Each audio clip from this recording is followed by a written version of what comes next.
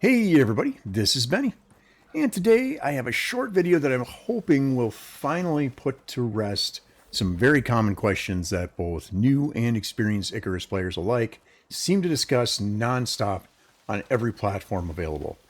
And I'm talking about the open world respawn mechanics. Now, I am guilty of being misled by both conversations I've read online or resources that are out there. My own observations have led me astray, as well as some testing I tried to do to try to figure out how the respawn system works. And finally, I just did what I should have done in the beginning. I reached out to the Icarus design team. Specifically, I reached out to the design dev that goes by Sabre070 to finally put rumors to rest. He has given me permission to quote him here. And thank you to Sabre for taking the time to answer my questions so I could put this together for the community. Now, after talking to Sabre, I think I can finally offer you a solid explanation of how resources respawn in the world. So I've broken this down into 4 resource types. Common resources, which is rocks, sticks, plant fiber, small oxide rocks, that sort of thing, along with plants that produce fiber and then crops such as wheat, corn, yeast, berries, etc. That's all under common resources. Second is boulders and trees. Third, caves and ores. I know it's one everybody wants me to get to. And then fourth is going to be exotics. Now, quick note, I'm not going to list every individual resource here, only the categories and a few examples of those resources.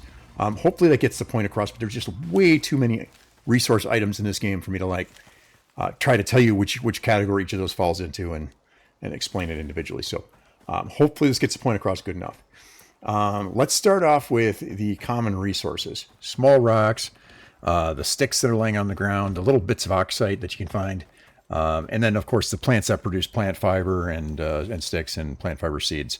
Those all respawn when you restart the game, if the setting is turned on for it, which is located under gameplay and is on by default. Then those items respawn on restart. But I do want to dispel the rumor right away about those small trees that you see. All right, the small trees are good for plant fiber and sticks. Grab them, take your plant fiber and sticks. They are not going to turn into adult trees. Now, whether that changes down the line, that's definitely a possibility. I think we've all heard rumors that, the devs are working on respawning trees. It's not just rumors. I mean, I've actually read this in dev notes. So it's something I think they want to do. Whether that becomes a reality or not, I don't know. But as of the time of this video, baby trees do not grow up into big trees. Just harvest them. It's not going to happen. So harvest those trees, get your sticks and plant fiber if you need it, or if you need to see what you're doing and all that stuff is in your way. You're not killing trees. You're not killing potential trees. Crops, on the other hand, such as wheat, corn, yeast, berries, etc., do not regenerate. Eventually, you could strip the map of them. This is, of course, very unlikely to happen. I mean, it's a big map. They're all big maps. You're not going to more than likely strip them of all the crops. And then, the other aspect of that is, you pick up your seeds, you can grow an unlimited amount. I mean, you're going to grow your plants, and when you harvest them, you get more seeds and you can plant them again. So, as long as you kept a few seeds, it doesn't really matter. But yeah, the crops don't just respawn in the world. And that pretty much covers all the common resources. That's the stuff that's just everywhere while you're running around. So now we're going to move on to boulders and trees. We're going to start with boulders. Now, by boulders, I'm referring to the ones that produce just plain old stone. The same ones you carve holes into to survive a storm early on. Or maybe later, I don't know. Boulders do not respawn. I'm going to say it again, boulders do not respawn. But they do regenerate. So if you manage to completely mine out a boulder, it is gone for good. However, if you, say, only carve a hole in it, that boulder will regenerate back to its original form on the next restart. Either the next time you load a game or the next time the server restarts. This is an effort to optimize the game. Each boulder starts out with a simple, low-memory 3D mesh. a low poly mesh, as they put it. But once you deform the mesh, you increase the poly count, you make the mesh more complicated by cutting holes in it, for example. You increase the complexity of the 3D model, and therefore the impact on your computer's resources goes up. This mechanic, the regeneration of the boulders, is simply put in there to reduce the amount of resources required to run the game. The mechanic simply resets the boulder back to its simpler state, the original state. It may seem like sometimes a boulder you have completely mined out has returned, but often that's because there's a little piece of the boulder that's below the map that you couldn't see. Or maybe it's just a little tiny piece. I don't know if you've ever seen it where there's a little tiny piece floating in the air. That little piece that's floating in the air, you might never see it. And as soon as you come back, it's going to be turned into a full-size boulder again. Now, this setting can be turned off in the settings, but I wouldn't recommend doing that, especially on a longer-running open-world game. If you're going to have deformed boulders everywhere, it's going to start having an impact on performance. And that's another common thing that people like to complain about in this game is performance. So do yourself a favor. Leave those respawns on the boulders on. Don't leave partially mined stuff laying around. It all helps keep the game running at its best. Now on to trees. Trees do not respawn after you chop them down. They do not regrow from saplings or from stumps. And this very well may change in the future, like I said earlier. But at the moment, trees are not respawning. So go ahead and chop up those stumps if you want. I don't, because it takes longer to chop them up than you get resources out of them. And they'll just despawn after a while. So chop your tree down. Chop your saplings down, have at it.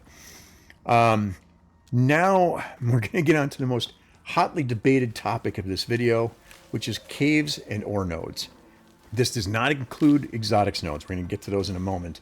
This is just your regular ore nodes and your outside of the cave nodes. So simply put, caves and ores you find in the world, such as oxide, silica, and sulfur, etc., do not regenerate as any part of an intentional game mechanic.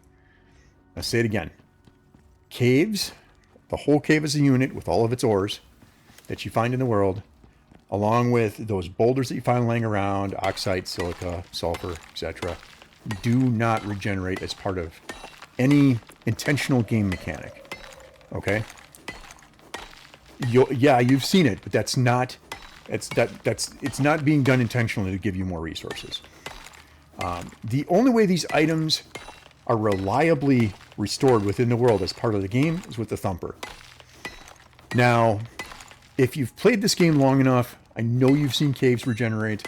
You've seen ore nodes that have repopped where you got rid of them. And you're able to reharvest those all over again. It's a fairly regular occurrence that you're bound to experience at some point in time.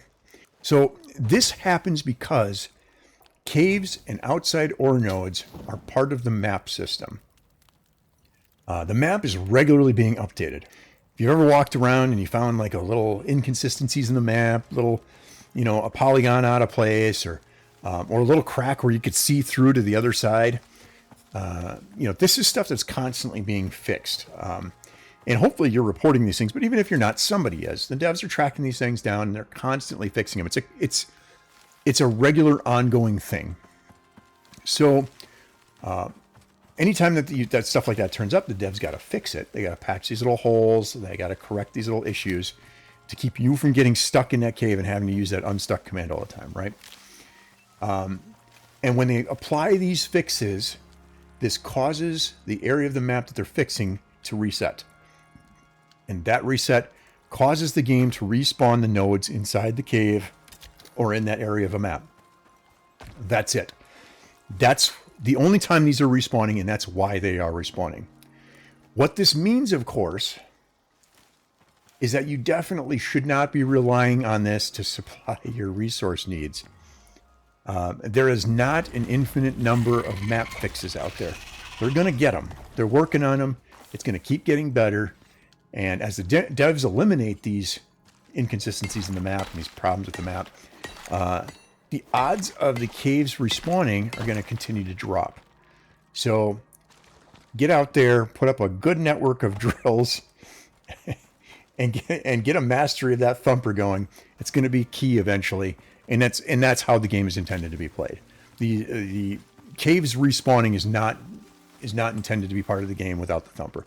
I know some people are probably going to be caught really off guard by that, because we've seen it happen so many times, and there's a lot of rumor out there as to how it works. I've been part of that rumor. I apologize for that. I was convinced by things I was doing that there was an intentional respawning of the caves and or the nodes outside the caves, and it's just not true. Now, lastly, let's go over how exotics respawn in the world. First, the timing on exotics respawn is 3 hours. 3 hours in-game. If you go into your inventory screen, look at the bottom right under the stats window, you'll see a time on prospect. On a multiple of 3, such as 3, 6, 9, 12 hours, etc., exotics can respawn. For an exotics vein, in open world, there are up to 3 veins on the map. The veins are the ones you use the extractors on, right? To pull the exotics out of the ground, you got to stand around, wait for them to finish.